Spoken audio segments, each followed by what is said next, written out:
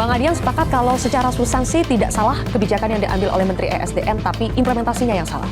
Secara substansi problem gas LPG dan kebocorannya kalau tidak salah 30% dari 7,2 juta metrik ton itu tidak terjadi di warung, tidak terjadi di pangkalan, tidak terjadi di agen, terjadi karena ada pengoplosan. Pengoplosan itulah yang belanja kemana-mana dioplos dijadikan tabung gas 12 kilo yang non subsidi. Keuntungannya besar.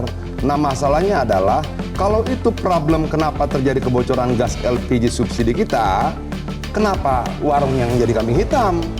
Nggak boleh dong.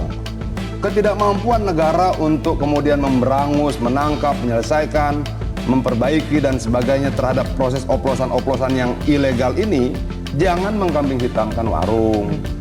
Warung ini untung berapa? 1.000-2.000 perak kok. Dan kenapa dia jualan jadi bikin warung? Karena negara gagal memberikan lapangan pekerjaan. Negara gagal membuka lapangan pekerjaan, rakyat bikin warung. Oke, rakyat tidak mengeluh loh. Rakyat tidak menuntut negara, rakyat buka warung. Lalu dia mau tambah penghasilan, ambil 10 dari pangkalan.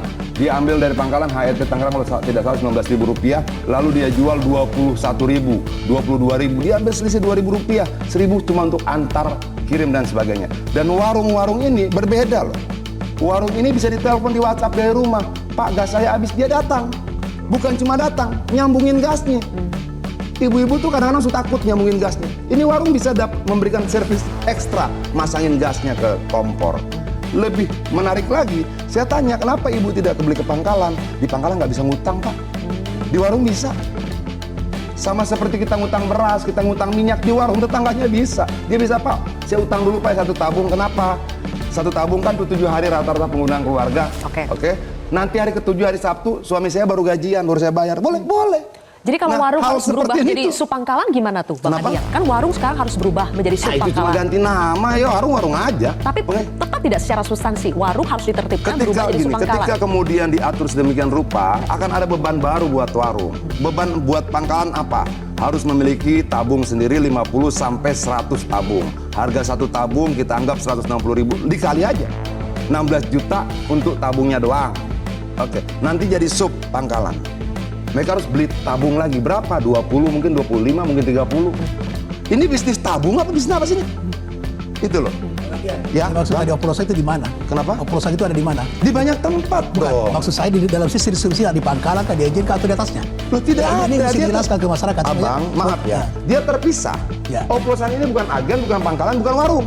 Oke. Oplosan ini sendiri. Dia beli di pangkalan, dia beli di warung. Kenapa? Aturannya memang 10% itu bisa diecer. 90% end user. 10% bisa diecer. Nah mereka belanja. Justru itu pengajian negara hadir untuk mengontrol itu. Loh, bukan agar loh. supaya subsidi ini tepat sasaran. Yang harusnya digerebek oplosannya. Pengoplos. Pengoplosnya. Itu setuju. Pengoplosnya. Nah, pengoplos ini kemarin ada yang ketangkap berapa bulan lalu atau 1 tahun lalu itu punya 6.000 tabung. Oke. Negara dengan seluruh kekuatannya ini gagal. Oke? Gagal memberantas pengoplos itu. Terjadi kebocoran. Lalu negara butuh jawaban. Warung disalahkan. Jangan dong. Nggak, begini. Jangan dong. Nggak ada kebijakan. Mereka cuma mengambil keuntungan 1.000, 2.000, 3.000 rupiah. Untuk apa? Untuk makan anak, makan istrinya.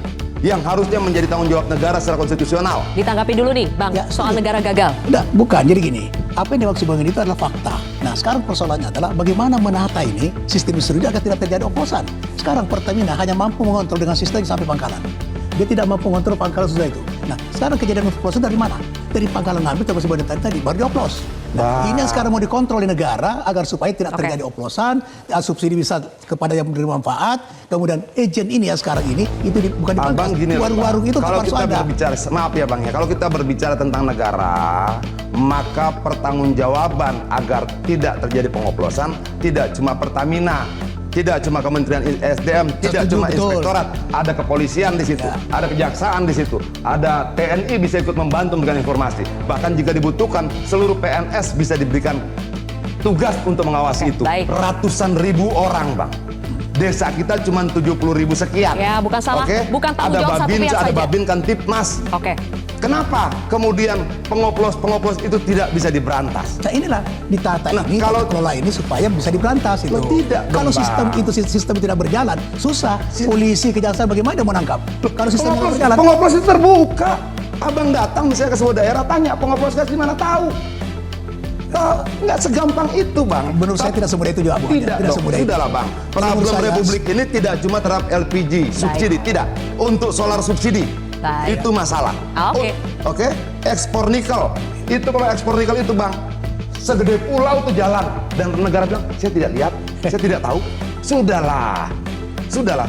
Oke, negara kita belum sempurna. Setuju, Oke, setuju. negara kita masih berproses untuk menjadi lebih Tapi baik. justru itulah yang Tapi ditata. jangan buruk rupa cermin dibanting. Baik. Tapi jangan warung rokok disalahkan. Nah. Tapi jangan rakyat kecil dikorbankan. Tidak ada, saya luruskan Gitu Bang. dong. Tidak ada kebijakan negara sekarang di mana warung dikorbankan. Enggak. Sekarang warung itu bagaimana ditingkatkan, dinaikkan Loh, itu kan pangkatnya ketika lahir dengan protes, sistem. Bang. Kalau kita runut peristiwanya, warung tidak boleh jualan dulu, harus langsung beli ke pangkalan.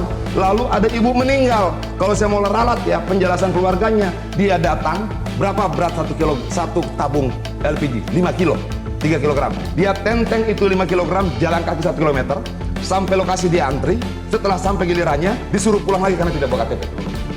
Dia balik lagi, bawa nenteng 5 kilo lagi. Oke, hanya untuk ambil KTP. Lalu dia balik lagi ke sana. 1 hari untuk membeli 1 tabung gas itu, dia bolak-balik 4 kilometer.